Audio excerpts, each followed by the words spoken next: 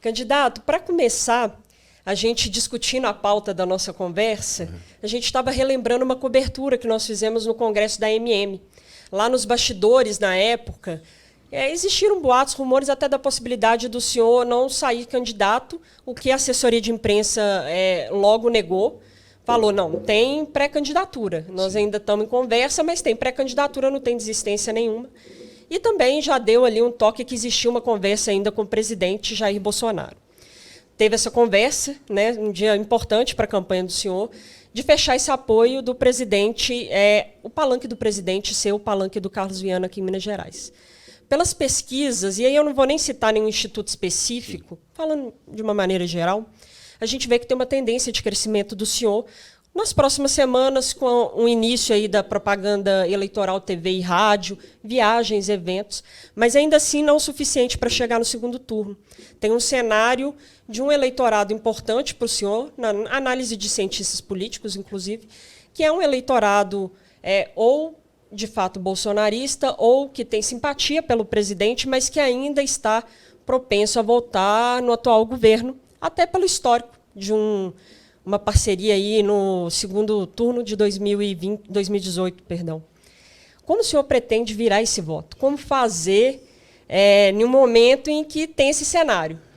Bem, na questão lá da MM, inclusive, ficou muito claro durante as escolhas, eu tinha que viajar para o interior e avisei para eles, olha, não pode atrasar, eu tenho que sair de Belo Horizonte meio-dia. E acabou que entrou um candidato a mais, que não foi feito sorteio, e eles iam me colocar meio-dia e 40. Eu agradeci e foi embora. Mas o jogo, Maíra e Sofia, o jogo da política não é só um jogo aberto de voto, não. O jogo da política é um jogo, uma espécie de xadrez, é um cenário de guerra mesmo, onde se você puder tirar o concorrente, você ganha espaço. Porque o modelo partidário brasileiro, ele obriga que você tenha um partido político e que esse partido apresente um candidato. Nós não temos as candidaturas individuais, independentes, como nos Estados Unidos, por exemplo. Isso é muito ruim, porque você, dentro de um partido, você fica à mercê daqueles que são donos do partido. Foi o que aconteceu comigo como senador. Ninguém me queria candidato a Senado. Por quê? O Senado sempre foi um presente para os políticos antigos. É meio que um principado. Um ex-governador, um suplente muito rico que banca a campanha, né, do outro, aí a pessoa sai para um outro cargo e deixa a suplência. O Senado de Minas sempre foi uma nulidade em boa parte da história por causa disso, porque não tinha representatividade. E eu custei a conseguir um partido pequeno, que era o PHS, tive 7 segundos de televisão, porque o sistema não me queria. E a política até hoje não me aceita. Porque eu não sou político profissional, eu estou político. A minha visão de que isso não é uma profissão, isso é um serviço que você presta por um período. Então, essa visão da política tradicional, eu não sou aceito. E na minha candidatura ao governo foi do mesmo jeito. Eu consegui a legenda para me tornar candidato a governador em Minas Gerais, foi uma luta contra aqueles que acham que são donos do poder. Então, hoje, quando a gente olha uma pesquisa, você vê lá os números. Eu já aprendi isso no período em que estudei sobre estratégia, que me formei no UFMG sobre esse assunto. Números você tortura e ele fala o que você quer. Quando você observa, você tem um determinado candidato que tem 47% de aprovação. Por quê? Não teve oposição, tudo que ele recebeu de ruim, a medição é muito ruim, aquela coisa toda, né? Porque o governo anterior era péssimo. Só que quando você pergunta para as pessoas e vai olhar o número, você já decidiu o voto? 73% diz que não. O eleitor, especialmente o eleitor mineiro, toma a decisão de voto nos 15 dias finais da campanha. Isso é um hábito nosso de brasileiro. E não é um defeito, isso é da nossa cultura, porque aqui as coisas mudam muito rapidamente.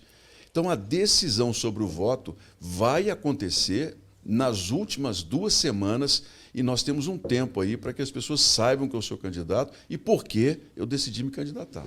E qual que é a importância do apoio do presidente nesse processo? O senhor teve aí 2 agendas em Minas Gerais, né? Juiz de Fora. 3 teve também no Triângulo. Semanas, E teve ontem, né? Em Sim, região metropolitana, BH. Precisa de uma presença maior do presidente. O senhor até na entrevista, acho que do G1, falou sobre se considerar tudo bem. Eu acabei sendo um plano B ali. Eu sou um plano B de botar o novo para fora. Esse é o plano B. Porque já que o Novo não quis o apoio do presidente, ele colocou um candidato. Então eu falo, eu sou o plano B, mas eu vou botar o Novo para fora de Minas Gerais. E eu não preciso fazer nenhum ataque pessoal ou o que quer que seja qualquer nome. É só a gente começar a chamar as pessoas a entender o que está acontecendo. O governo de Minas é dominado por um grupo de milionários que montou um partido político, cujo objetivo principal é vender o patrimônio público por mais de nada. Vou dar um exemplo. Aeroporto da Pampulha.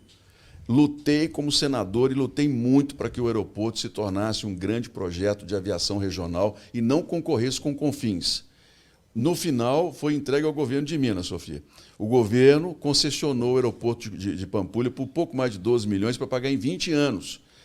A assessora do governo que fez essa concessão virou diretora da Bolsa de Valores. É uma promoção para quem entregou o patrimônio público por pouco mais de nada.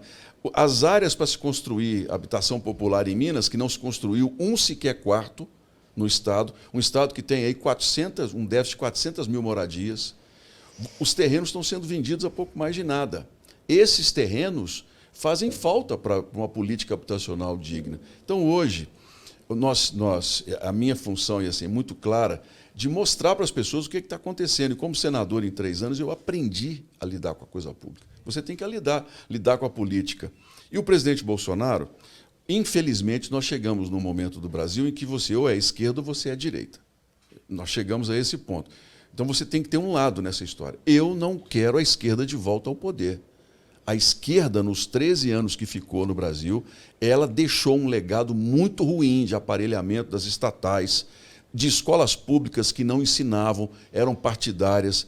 Todo um país que começou a se impor uma pauta de esquerda e gerou um movimento conservador muito forte, inclusive por parte de um grupo que eu faço parte, que são os evangélicos. Por quê? Porque a esquerda tem essa tendência no mundo de querer impor.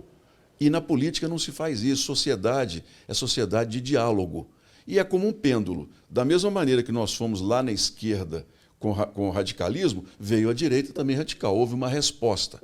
O que eu espero é que hoje a gente possa ter um processo, no mínimo de respeito, e daqui a 4 anos a gente já ter outras possibilidades mais centrais, que discutam em profundidade os problemas do país. Porque hoje a gente vai para os debates, sempre se quer fazer um debate nacionalizado.